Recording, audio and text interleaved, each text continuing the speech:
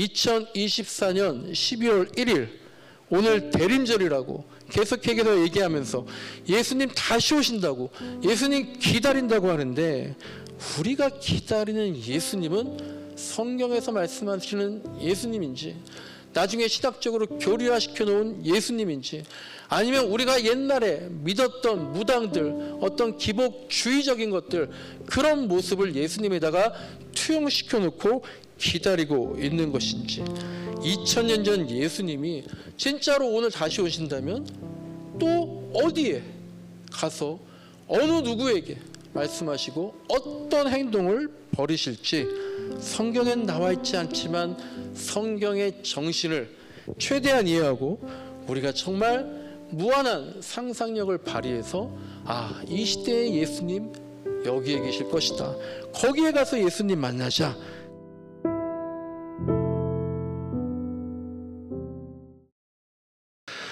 네, 오늘은 세례교인으로 살아가기라는 제목으로 말씀을 나누겠습니다. 오늘 본문 말씀 쭉 보시면요, 세례 요한이 굉장히 강한 얘기들을 한다라는 것과 예수님이 세례 요한에게 말씀하실 때에 굉장히 존경하는 경어체를 쓰신다라는 것들이 좀 특이하게 느껴집니다. 오늘이 대림절 첫 주일이잖아요. 대림절의 림자는 이말 림자죠. 그래서 기다린다, 재림을 기다린다라는 절기죠. 광고 들었던 것처럼 우리가 이 시간에 좀 더 예수님을 좀 더 묵상하고 기도하면서 내가 어떤 예수님을 기다리고 있는가, 그런 것들을 잘 고민하고 깨달는 시간이 됐으면 좋겠습니다. 오늘부터 3주 동안은요, 우리가 기다린다고 하는 예수님, 우리가 다 알고 있는 것 같은, 하지만 이렇게 저렇게 얘기하다 보면 사실 예수님의 형상이, 우리가 알고 있는 예수님의 모습이 굉장히 다르고 다양하다라는 건데요. 하여간 우리가 기다리고 있는 예수님 어떤 분이신지 한번 같이 말씀을 나눠보도록 하겠습니다. 이제 오늘 본문 1절을 보시면요, 세례 요한이 등장합니다. 세례 요한이 어디에서 말씀을 전파하고 있었습니까? 요단강 가인데 유대 광야 쪽에 있는 요단 강가입니다.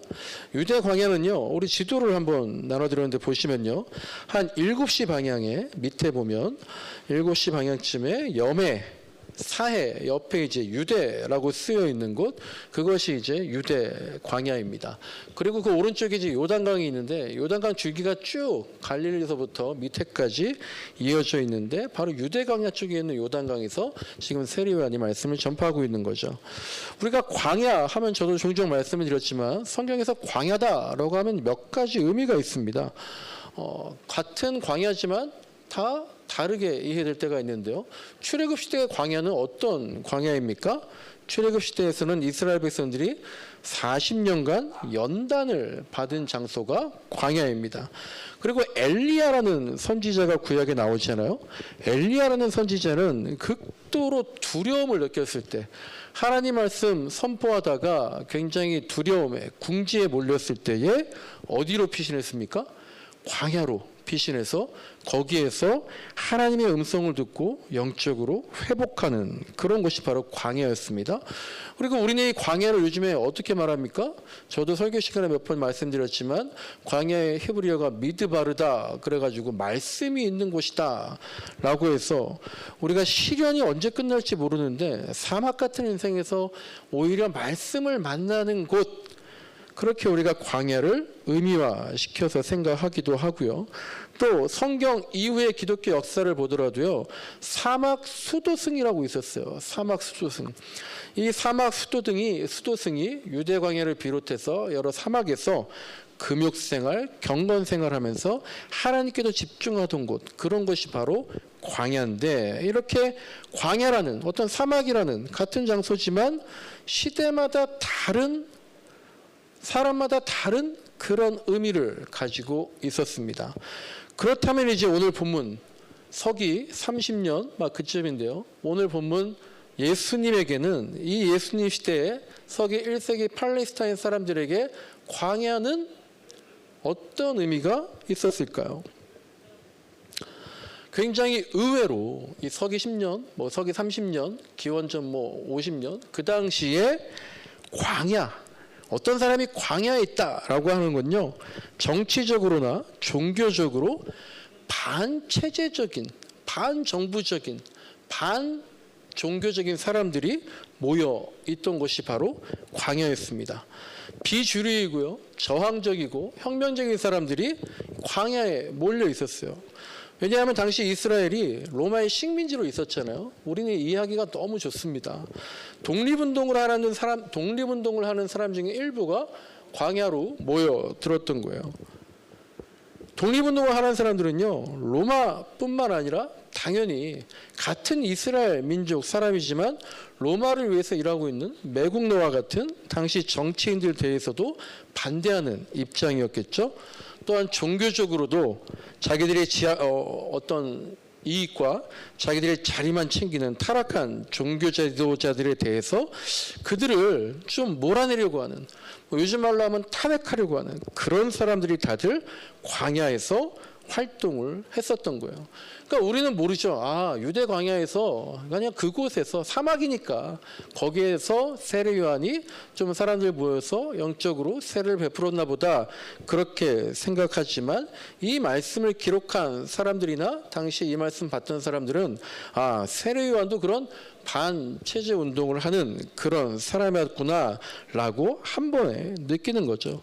우리도 어떤 지역을, 어떤 장소를 말하면 거기에 대한 이미지가 있는 것과 2000년 전 이 당시 사람들에게 똑같은 겁니다.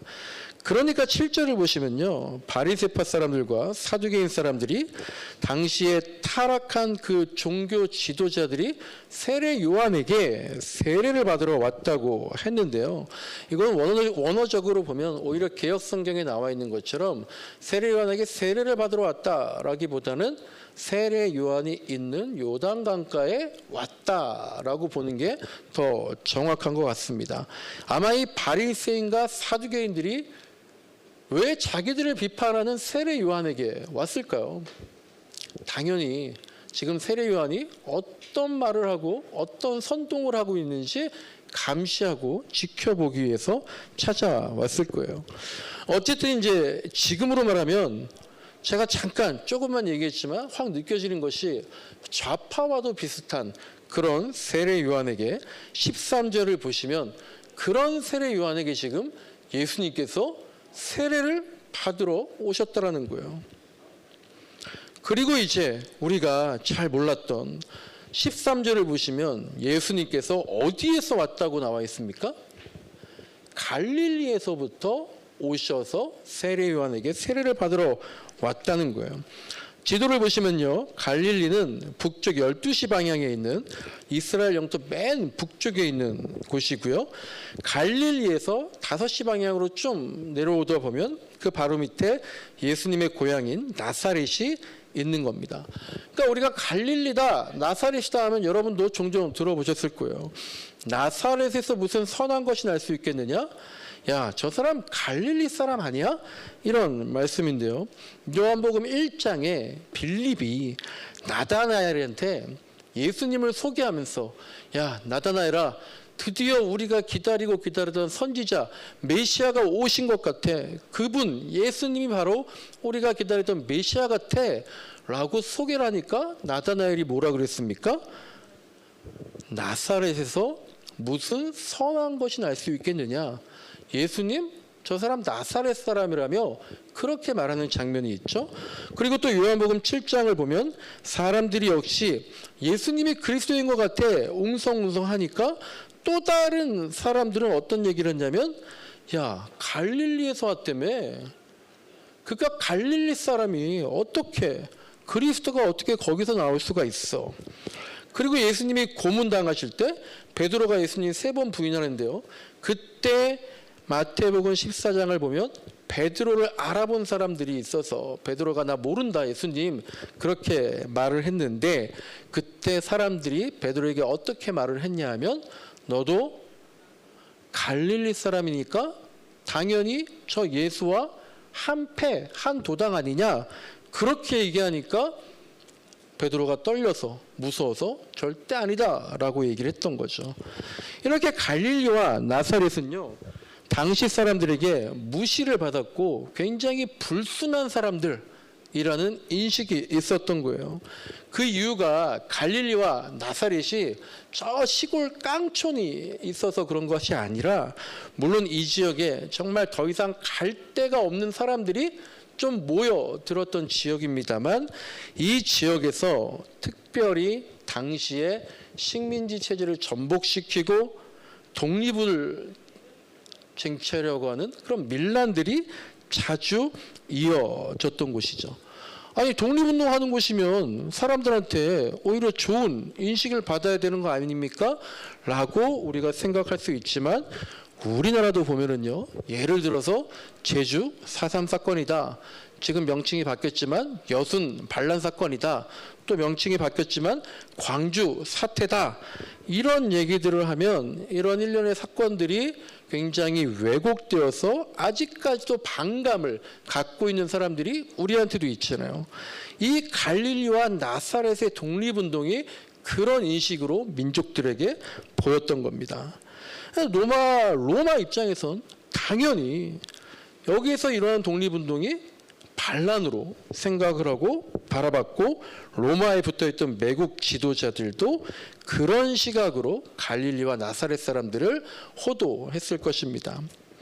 그렇다면 갈릴리에서 왜 이렇게 밀란이든 독립운동이든 저항적인 움직임이 있었느냐, 왜 이 지역이 그런 분위기가 됐느냐, 이건 기원전 4년에요.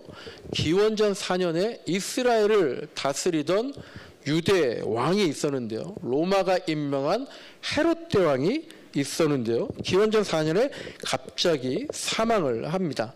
이 헤롯 대왕이 바로 예수님이 태어났을 당시에 동방 박사들을 만났던 왕이에요. 헤롯 대왕은 굉장히 악명이 높았고 당시에 이스라엘을 강력하게 통제하고 있었는데요. 갑자기 그가 죽어요. 그러니까 그 이스라엘 지역에 어떤 분위기가 있었겠습니까? 당연히 유대 민족들이 이때가 기회다라고 항거하는 그런 분위기가 있었던 거죠. 우리나라도 마찬가지잖아요. 일본 식민지로 있을 때에 안중근이 왜 굳이 이토 히로부미를 죽이려고 암살 그렇게 했습니까? 최고 지도자를 차단해서 일본들의 지도부를 균열시키고 백성들의 봉기를 일으키려고 했던 그런 의도가 있었던 거죠. 그러니까 이스라엘에서도 헤롯 대왕이 죽으니까 그런 조짐들이 일어났고, 이런 일들이 로마 상부에 보고가 되니까 로마는 당연히 반란을 진압하려고 하게 됩니다. 그래서 지도를 보시면요, 12시 방향에 맨 위에 보시면 시리아라고 있습니다. 이 시리아도 당시 로마의 식민지였어요. 그러니까 로마가 가장 가까이 있는 식민지 중에 시리아의 총독 바루스에게 출동을 명령합니다. 이 이스라엘의 소유를 가서 진압해라. 그래서 이 시리아 총독이 바로 밑에 있는 갈릴리로 가서 치위를 진압하고, 또 예루살렘에 있었던 헤롯 대왕의 자산들을 동결시키려고 하니까 또 이스라엘 백성들이, 예루살렘에 있던 사람들이 반란을 일으키는 거죠. 왜 자산을 너희들이 가져가려고 하느냐. 그렇게 하면서 예루살렘이 이 바루스 총독을 몰아냅니다. 그러니까 로마가 이번에는 지도를 보시면 저 안 되겠네 라고 하는 거죠. 지도에 보시면 이번엔 다섯시 쪽에 있는 나바테아족에 있는 그 나바테아족이라는 민족의 군대까지 동원해서 다시 바루스를 시켜서 예루살렘을 진압, 파괴하고 완전히 반란을 잠재우는데, 이런 일련의 사건들이 애초부터 살기 어려웠던 사람들이, 애초부터 불만이 좀 많았던 사람들이, 애초부터 좀 이 세상 바꿔보자, 독립하자라고 하는 사람들이 더 몰려 있었던 갈릴리 지역을 더욱 독립운동의 집결지로 만들었고요. 성경에 보면 셀롯이라고 열심당원이라고 하는 사람들이 나오는데요. 그 열심당 무장 독립운동 기지가 여기 갈릴리에 있었고요. 갈릴리 어부로 소개된 예수님의 제자들 중에 일부는 이 열심당에 소속된 사람들이었습니다.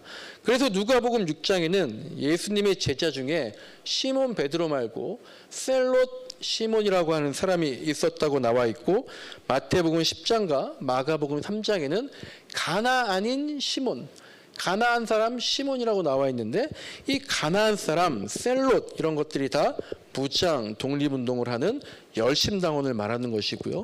예수님의 제자 중에 최소한 베드로와 가룟 유다는 아마도 열심당원이었을 것이다, 그렇게 추측들을 하고 있습니다. 그래서 이 갈릴리 사람들, 나사렛 사람들, 이 사람들이 반체제주의자, 폭력주의자, 무자비한 선동자, 이런 식으로 인식이 되어 있었고요.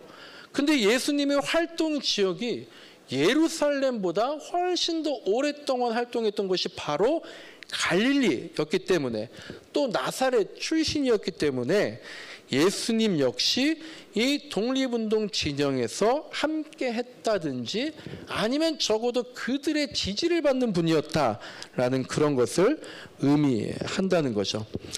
이렇게 로마가 임명한 지도자들과 그들을 돕는 이스라엘의 매국 지도자들, 또 그들과 한패인 종교 지도자들에게 갈릴리 사람만큼이나 또 적대적인 세력들이 있었는데요. 그게 바로 세례 요한이 속해 있던 에세네파, 세례 요한이 적어도 한때 함께 했을 것이라고 하는 에세네파라는 공동체입니다. 이 에세네파는 금욕과 경건을 굉장히 중요시했던 단체였고요. 이 당시에 우리가 잘 알고 있는 바리새파와 사두개파와 꽤 동등한 그런 대등한 위치에 있었습니다. 이 에세네파가 기록한 성서가 바로 우리에게 나중에 발견되었다고 하는 쿰란 문서, 사해 문서로 불리는 건데요. 이 에세네파가 너무 극단적으로 경건주의적이고 금욕주의적이다 보니까 현실적 경건주의를 주장했던 사람이 바로 나와서 공동체를 만들었는데, 그 사람들이 바로 바리새인이었던 거예요. 근데 이 바리새인들이 너무 율법을 경건하게 지키려다가 형식주의에 빠지게 되었고요. 이 세례 요한은 이 바리새인의 원래 공동체였던 에세네파에서 활동을 했었던 거니까 바리새파 사람과 태생부터 대립을 이룰 수밖에 없었던 거죠. 근데 거기다가 더해서 이 세례 요한이 지금 무엇을 하고 있는 겁니까? 6절을 한번 보시면요, 우리가 너무 당연하게 생각하지만 굉장히 그 당시에는 말도 안 되는 일을 지금 세례 요한이 하고 있는 겁니다. 6절에 보시면 사람들이 요한에게 와서 자기 죄를 자백하면서 세례를 받았다는 거예요. 그래서 마가복음 1장과 요한복음 3장을 보면은요, 세례 요한이 회개의 세례를 베풀었다라고 기록이 되어 있습니다. 그런데 이게 이제 이상한 거예요. 너무 불순한 겁니다. 당시에 죄를 자백하고 죄를 회개하기 위해서는 어디로, 용서받으려면 어디로 가야 했습니까? 당연히 예루살렘 성전으로 갔어야죠. 예루살렘 성전에서 번제를 드리건 속죄제를 드리건 거기에서 돈을 들여서 제물을 사서 갖다 바쳐서 회개를 했어야 됐는데, 그런데 세례 요한이 보기엔 예수님도 마찬가지고 종교 지도자들이 그 번제 속죄제를 가지고 돈벌이를 하고 있었다. 여기에 백성들이 많이 불만을 갖고 있었고, 그러니까 거기에서 할 필요가 없다. 성전까지 갈 필요 없고 제물까지 살 필요 없다. 여기 요단강으로 와라. 그리고 아무것도 가져오지 마라. 그렇게 해서 침례를 받아라. 그러면 용서받을 수 있다. 라고 말한 거니까요. 이건 그야말로 그 당시 종교 질서를 완전히 엎어뜨려버린 거죠. 예수님도 죄를 사한다고 해서 너가 무슨 권위로 죄를 사하냐? 신성모독이다 라고 하면서 잡혀가시는데, 이미 그 전에 세례 요한도 자기 마음대로 죄를 용서하는 그런 의식을 버리고 있었던 겁니다. 그러니까 이런 역사적인 상황에서 예수님께서 세례 요한에게 요단강에서 세례를 받으셨다라는 것은 무슨 의미를 가지고 있는 걸까요? 예수님이 갈릴리를 중심으로 활동하시고 또 세례 요한에게 세례를 받으셨다라는 건 너무나 당연하게도 세례 요한의 정신과 SNF파의 어떤 신앙적인 정신, 그리고 갈릴리 사람들 셀롯이라고 하는 열심당 사람들의 독립운동의 정신, 그런 것들에 나도 동의하고 참여하겠다라고 공개적으로 선포하는 사건이 바로 오늘 요단강에서 세례 요한에게 세례를 받는 장면의 의미다라는 거죠. 그러니까 예수님이 세례 요한의 하나님 나라 운동 거기에 동참하겠다라는 것이고, 그래서 우리가 지난번에 한번 봤지만 세례 요한이 감옥에 잡혀 들어가서 더 이상 복음을, 하나님 나라 운동을 선포 못하니까 세례 요한이 잡혀 들어가게 되니까 예수님께서 나와서 하신 말씀이 오늘 본문 2절에 있는 회개하여라 하늘나라가 가까이 왔다라고 토시 하나 틀리지 않은 세례 요한의 메시지와 똑같았던 겁니다. 아마 여러분 이제 이런 얘기들을 거의 처음 들어보셨을 거예요. 오늘날 우리가 세례를 받는다는 게, 우리가 세례교인이 된다는 게 이런 하나님 나라 운동에 대한, 거기에 우리도 참여하겠다, 그런 의미에 대해서 우리가 세례받을 때 어느 교회에서도 이 역사적인 사실들 그리고 예수님의 의미 이런 것 가르쳐 주지도 않고 배우지도 않고 있습니다. 왜 그렇게 됐을까요? 지금 제가 간단하게, 좀 길지만 간단하게 말씀드렸던 이것이 사실은 역사적으로 다 이미 증명이 돼 있는 것들인데 왜 우리는 이런 얘기를 전혀 모르고 있는가? 우리가 믿고 있는 신앙이 세례 요한의 운동, 예수님의 운동, 하나님 나라 운동이 아니라 바울의 운동을 전수받았기 때문에 그래요. 바울이 나쁘다는 게 아니라요, 바울은 조금 극단적으로 얘기하면 극단적인 시한부 종말론자였어요. 바울을 비롯해서 예수님 승천한 다음에 대부분의 기독교인들이 예수님께서 그러셨잖아요. 이 시대가 지나기 전에 나를 다시 볼 날이 있을 것이다. 그 말을 듣고 예수님 수십 년 안에 하늘의 심판이 내려지고 예수님 재림하시고 그래서 우리는 부활해서 하늘에 있는 천국에 간다는 그런 신앙을 붙잡고 기다렸던 게 초대교회 사람들입니다. 그러니까 바울이 그렇게 힘들게 소아시아 전역을 돌아다니면서 시간을 아끼며 전도를 했던 것이고요. 그래서 바울이 얘기한 복음, 그게 바울의 서신서, 편지들에 나와 있는데 거기에는 예수님이나 하나님 나라의 얘기보다는 어떤 얘기들이 더 많이 나오는 거예요. 그 종말 시대에 너희들 이렇게 저렇게 살아야 된다. 교회에서 자꾸 다투고 싸우고 분열이 있다는데 그렇게 하면 안 된다. 좀 더 경건하게 예수님을 기다려야 된다. 그런 도덕적인, 개인적인, 관계적인 권면들이 바울 서신의 주를 이루는 것이고, 우리도 그러니까 구약보다는 마태복음, 마가, 누가, 사복음서, 그리고 사복음서보다는 바울 서신이 우리 현실에 관계의 문제 항상 있을 때 그 말씀이 굉장히 다가오게 되는 거였죠. 그러니까 바울은 로마서 13장에서 이 세상이 다 멸망할 것인데 세상 권세와 다툴 시간도 없다. 그러니까 세상 권세에 복종해라. 곧 멸망할 거야. 그게 중요한 게 아니야. 믿고 부활해야지. 그게 중요한 거지. 그렇게 얘기를 했던 겁니다. 그리고 우리가 근거 옥조로 여기는 사도행전 2장에 나와 있는 초대교회 모습, 우리가 초대교회를 본받자고 그렇게 말하면서도 정작 절대로 실천할 수 없는, 믿는 사람이 모두 함께 지내고 모든 것을 공동으로 소유하고 재산과 소유물을 다 팔아서 모든 사람에게 필요한 대로 나누어주고 날마다 매일매일 성전에 모여서 예배를 하는 그런 일들이 바로 곧 종말이야 라는 생각을 가졌기 때문에 가능했던 모습이다라는 거죠. 어쩔 수 없어요. 이게 틀렸다는 게 아니라 그 당시에 그럴 수밖에 없었던 건데, 이것을 더 강화시킨 게 바로 바울의 복음이고, 이 바울의 복음이 서기 4세기에 로마에게 기독교가 공인될 때에 이 바울의 교회와 복음이 전파되었기 때문에 바울의 선교운동이 전수가 되었고 그것을 바탕으로 유럽이 기독교화 되었고 이제 종교개혁 이후에 미국에서 청교도 신앙이 이어지다가 19세기를 전후해서 미국의 대각성 운동이 뜨거운 성령 운동이 일어나게 되죠. 놀라운 기적과 방언들 체험하게 되죠. 그러니까 이제 곧 재림이 정말 다가왔구나라고 하는 세대주의적 종말론자들이 예수님이 재림하시고 천년왕국이 이어질 것이다. 요한계시록의 말씀을 주장하는 근본주의 신앙을 낳았고요.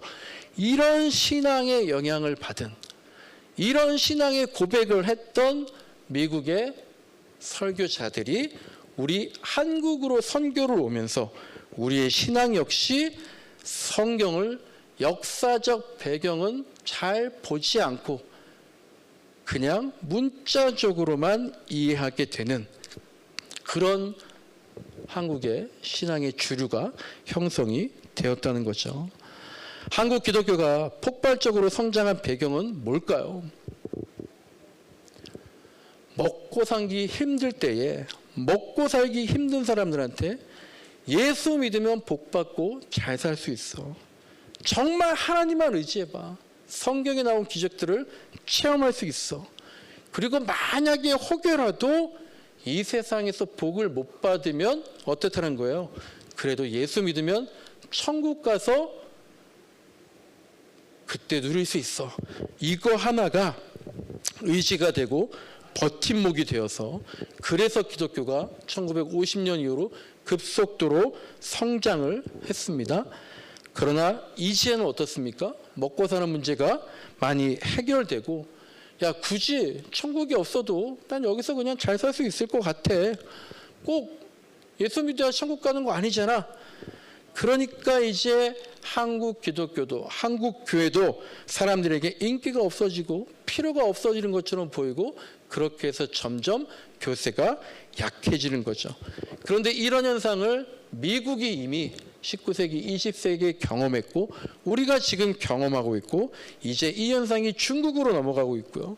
그리고 나중에 아프리카에도 결국 이런 현상이 똑같이 나타나게 될 것입니다. 그러니까 이제 새로운 질문들이 생기는 거예요. 정말 예수는 어떤 사람이었냐?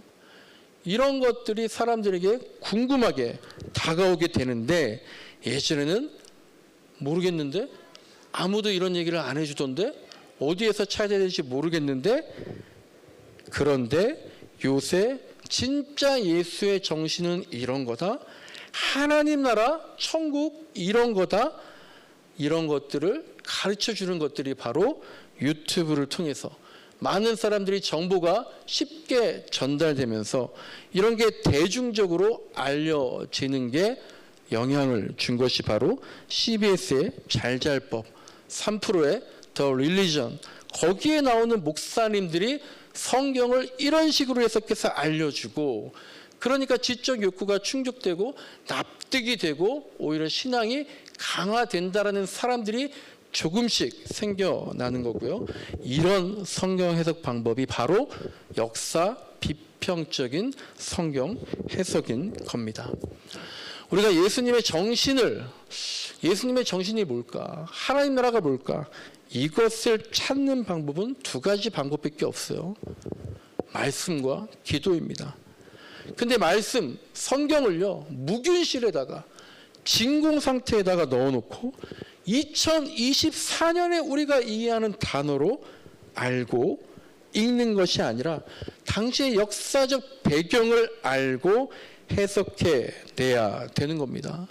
그리고 둘째는 2000년 전에 4000년 전에 있었던 하나님의 음성 그것을 말씀을 통해 알았다면 이제 오늘날 나에게는 어떻게 말씀하시는지 기도를 통해서 주님과 독대하면서 주님의 지금의 뜻이 이것이군요 이렇게 고백하는 이런 것이 서로 균형을 이뤄갈 때 우리가 알고 있는 다양한 예수님의 얼굴이 오늘 세례 현장에서 있었던 성령이 비둘기처럼 하나님의 음성이 들리는 것처럼 오히려 일치가 될 수 있는 그런 모습을 가질 수 있는데, 그렇게 하는 것이 되게 만만치 않은 시대인 것 같습니다.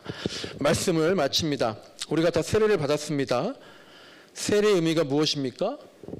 나의 죄를 회개합니다. 그래서 물로 씻는 거죠. 그래서 옛사람에서 새사람으로 바뀐다는 겁니다. 이것이 바울이 한 말씀을, 세례를 의미화시킨 겁니다. 예수님 표현대로 하자면 거듭나는 것이다 라는 것이 그 의미일 수 있는 겁니다. 하지만 예수님은 이 당시에 내가 옛사람에서 새사람으로 거듭나겠다, 이런 의미가 아니었다는 거예요. 어떤 마음을 가지고 세례를 받으셨는지, 당시에 갈릴리와 에세네파와 세례요한, 이런 것들이 어떤 의미가 있었는지 말씀을 살펴봤습니다. 하지만 우리가 당시와 똑같은 의미로 세례를 이해할 필요는 없습니다. 또 2000년 전 바울의 상황 인식이 우리하고 다르기 때문에 우리도 바울처럼 그렇게 시한부 종말론으로 이해할 필요도 없는 거죠.